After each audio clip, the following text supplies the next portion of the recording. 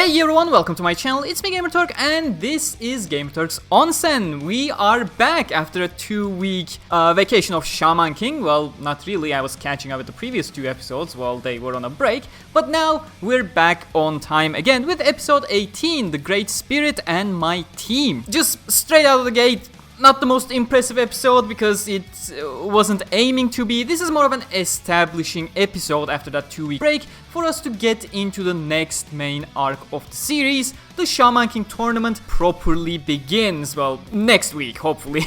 But yeah, this week was all about establishing the basics about the tournament, like the 3v3 rule, you need to have a proper team, etc, etc. But before we get into all of that, we are starting where we left off last week with how, or Zeke if you're following the dub version. I actually should check because Netflix should have the dub version by this point, and I'm genuinely curious whether they're going with the original Japanese names or if they are going with the 20-year-old English dub names, like Zeke in this case instead of How. If you have watched the English dub version, please do let me know which names they're going with. But yeah, the scene between How and Anna, it's quite a nice one. It shows Anna's resolve as well, not giving up at all with that left hand slap, which is, it always does get a chuckle, I have to admit. And well, I still do have issues with everyone, well, everyone at this point is Anna, Manta and Tamao joining back up inside the city. Well, not all of them have joined back up, but Anna has found the so you know what I mean. Like, it really undermines the emotional moments that we had before everyone started going for the tournament, searching for the patch village. Whereas these guys, well, we just flew there and How pointed us the way, and we are in the patch village.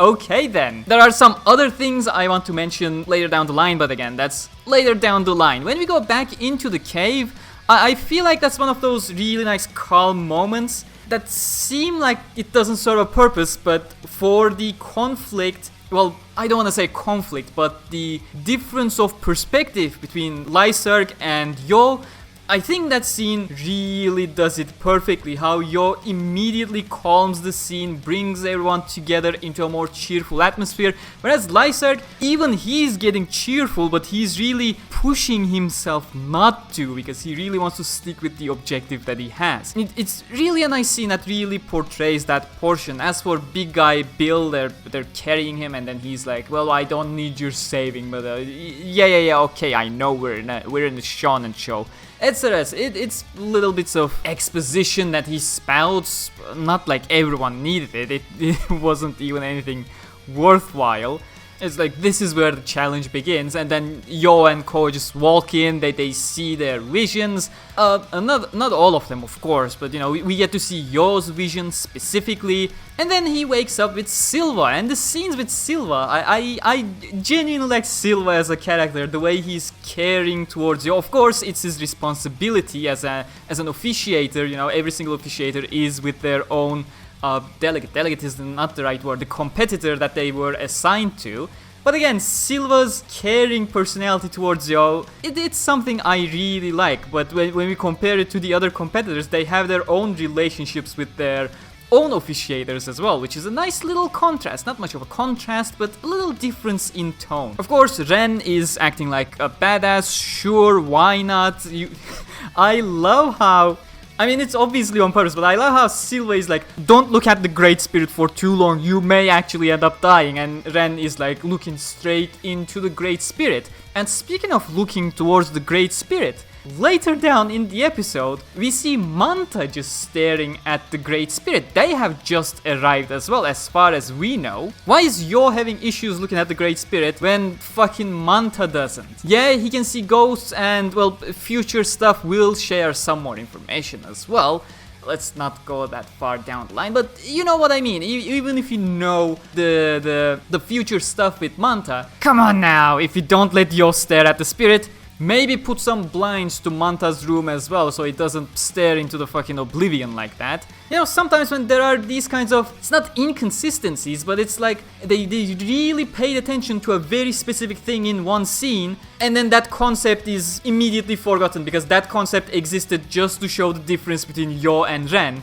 And when that scene was over, let's just forget about all of it. Let everyone stare into the Great Spirit. But hey, I'm looking way too deep into this. It's just when you're told something is important and then it turns out it's not important at all, it's jarring to say the least. But then Anna is back trying to pay 380 yen for something that is $380 US dollars. That's quite a difference, by the way. Just go check the currencies. That's why this scene is chuckle-worthy. I like Anna's scenes like that, being absolutely cold and blatantly uncaring. But then we get to see Chocolove and Mick. You probably know about his redesign already. We have seen him in the opening as well. I'm not gonna talk about the redesign. I do not care that much specifically, but I guess the change is a sign that, you know, they wanted this to be watchable in the US at some point. Because, you know, the rest of the world doesn't care about the US's specific problems. It's, you know, every country has their dark past, and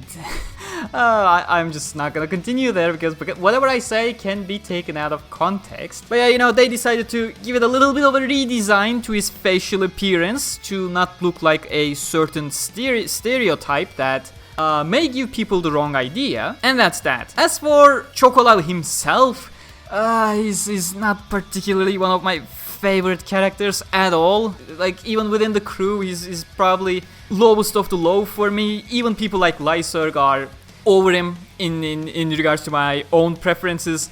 But hey, at least there is no at least. His jokes are cringeworthy. I know that is the point. That doesn't change the fact that I feel uncomfortable every single time he makes a joke. You know, usually when being cringe is the point like this, usually the reactions of other characters, they are what you relate to, and they still do get a chuckle with their reactions. Here, no, Chocolove's jokes, when it was in English back in the original dub, it was always extremely cringeworthy that the reactions weren't even funny. I was just too busy cringing. When I watched it in Turkish when I was a kid, it was still very much cringy. Even then, the reactions were not funny. And now in Japanese with the remake, they are still incredibly uncomfortable to listen to because they're absolutely terrible, and I just don't want him around. But of course, I have to point out the way Ren just picks his team in an instant, asking absolutely nobody for their opinions. That's nice. That's the Ren we like. He really wants to have a showdown with Yoh eventually, so he immediately separates himself from Yoh and then picks Chocolove, picks one of the two from Ryu and Horohoro. Of course, Ryu wants to be on Yoh's team for obvious reasons. He's one of the main three that I absolutely adore. And the other one of the three for Yoh's team, well, things are going to get really fun starting next week, and we have already seen the teaser for it at the end of the episode where Faust is right there singing. Oh, Faust, please get your proper screen time this time around. There's a reason why he's one of my three favorite characters in this series, and well, I won't get to it now. Let's do that in the future because you'll probably see why I say what I say next week. But yeah, as I said, nothing special at all this week. It's more of an establishing episode for what is to come. And next week, the title is Black Jaguar, which my memory is too hazy on the story at this point, but it seems like the tournament is finally starting. We see one of the opponents. We have seen this guy with Hao before, and they are our opponents. I don't want to say most of these people are just stereotypes, because back then the anime was really trying to do more of an ensemble of the world to give it a grand feeling like that. So when you saw someone coming from a specific region, yes, they did look like stereotypes, much like Chocolove's original design did as well. But you know, that was the point. They wanted to give you an idea as to where these guys come from, what their culture is somewhat like. And yeah, with the mask and the design on the mask, etc., we are going to see some vibrant scenes next week. And until then, stay cool. That was the most abrupt and stupid ending I have ever made in one of my videos.